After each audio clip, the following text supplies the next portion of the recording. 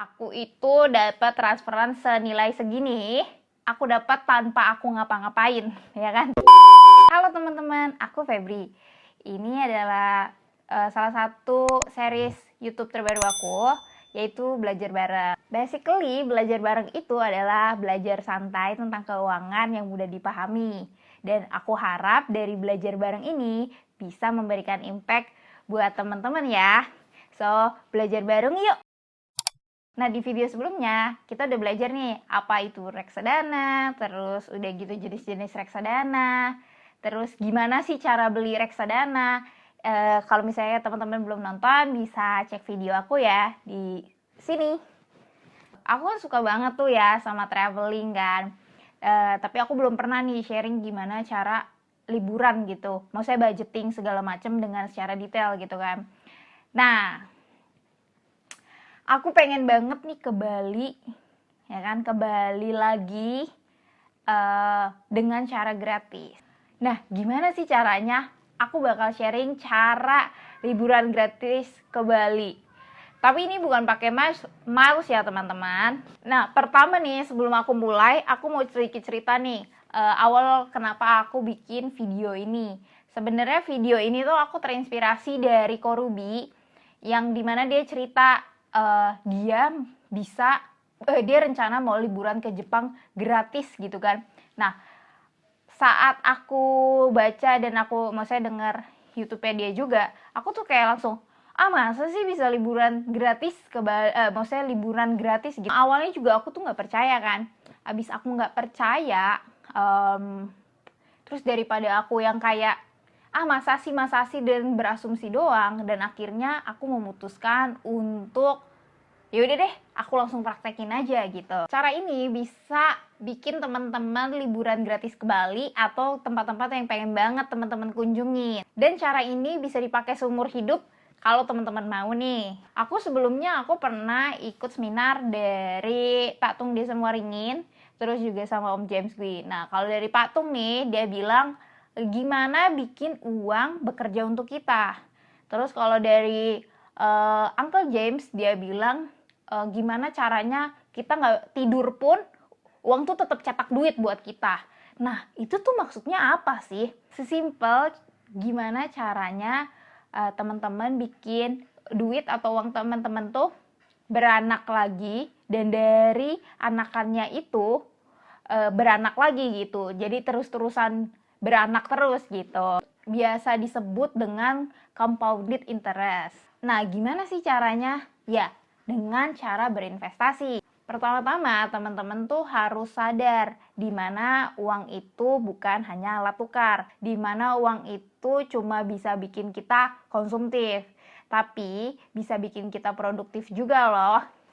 Oke, so daripada aku banyak ngomong doang ya kan, nah let me show you. So ini hasil investasi aku taruh 2 bulan terakhir. Nah, jadi di setiap tanggal 15 gitu, kecuali hari libur, dia akan setelahnya, which is ya keseluruhan setiap di tanggal 15, aku itu dapat transferan senilai segini, ya, sekitar segini, itu aku dapat tanpa aku ngapa-ngapain, ya kan? Yuk, kita mulai hitung aja gini. Sekarang kan bulan April ya. Aku rencana mau ke Bali bulan 3 tahun 2022 nih. Nah, coba kita hitung ya. Kan ini ori 17 aku sama ori 18 aku, pokoknya aku totalin nilainya jadi segini. Kali 12, which is 12 bulan, berarti 12 kali aku terima dengan hasil segini nih, 3,7 jutaan ya kan, sekitar segini. Terus aku cari tiket ke Bali itu sekitar di bulan 3 tahun depan. Aku cari di tengah-tengah bulan.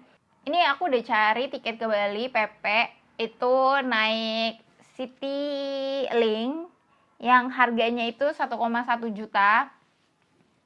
Dan aku juga cari hotel, ada 2 pilihan sih ya aku carinya, yang bintang 4 sama bintang 5 buat compare aja kan. Nah, kalau hotel di sini nih, ini Fairfield by Marriott Bali, itu tuh di 1,2 mau 1,3, which is kalau digabungin tadi si tiket pesawatnya ini sama hotelnya ini ditotalin itu jadi 2,3 hampir 2,4 gitu kan. Terus aku juga cari hotel yang bukan hotel sih, villa yang bintang 5. Aku cari villa yang bintang 5 dan dia tuh di sini 2,1. Jadi si pesawat tadi tuh yang 1,1 ditambah sama si villa bintang 5 ini, jadi ditotalin itu 3,2 gitu kan. Berarti kan tadi kita punya uang dengan hasil yang 12 kali anak itu tuh, beranak lagi. Itu kan uangnya itu 3,7 nih. Sedangkan yang tadi yang pakai hotel bintang 4 itu dia di 2,3 2,4 dan kalau yang di villa bintang 5 ini 3,2 gitu kan. Nah, berarti kan kita masih sisa sekitar 500.000. Nah, 500.000 itu bisa digunain buat sewa motor di sana atau buat makan di sana atau buat transport kita ke airportnya. Maksudnya dari Jakarta buat ke airportnya bisa digunain untuk yang lain gitu. Gimana teman-teman tertarik nggak nih? Rahasia aku itu berinvestasi di obligasi. Sebenarnya obligasi itu banyak banget. Itu ada ORI, SBR, ada suku ya. ST ya, EST, terus ada FR dan banyak macamnya lagi. Kan kalau konvensional itu yang biasa disebut dengan SUN, surat utang negara.